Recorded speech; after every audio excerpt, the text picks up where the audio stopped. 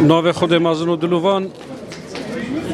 خوشبختانه افرو دو پروژه زورت گرنگ مل و دوره و کرم پروژه که جاده که 44 کیلومتری بو که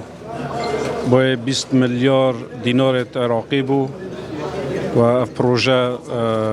نه هی و بری موعده به هاته و کرم کوالیتی که باش کشلای کمپانیا کاوین گروپ و هاته بو چه کرن منطقه گلک جاره کدی گرد دو و بو نزدیک منطقه رویه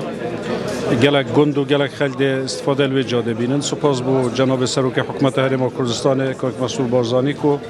بشکل که تایبت او پروژه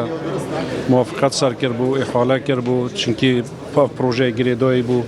دیان هزار خلک منطقه و داخوازه که بردوام خلکی و دوره بو پروژه دوی ادرول بیره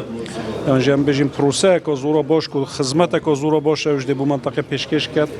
او جیل سر آست همی عراقی و همی کردستان ایکم جار القضا که اف اجازه الکترونی وی رنگی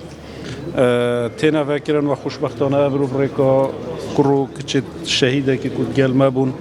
یکم اجازه سر آست همی عراقی قضا که عراقی دا یا ویت کردستانی دا ابرو دست ببو و تسلیمی خدا نهاد نکرن ایدی پیوست ناکتن شوفرت و منطقه نبو ورگرتنا رقم نبو گهرنا رقم نبو ورگرتنا اجازه الکترونیه و نوکه که زود پیشکتی نه ایدی سردانا سنترت پارزگه ناکن بلکو اف حوزه استفاده ویره بینید پیروز باید خلک آکرتی هم پیروز باید خلک برداشت که اینو هیوی داریم ببیت جه خیر و برکتی بو افرو ما هستیم بفکرنا هو با دستیردان و سیستم الکترونی کاری به هو به آسانکاریه که با خلک آکری و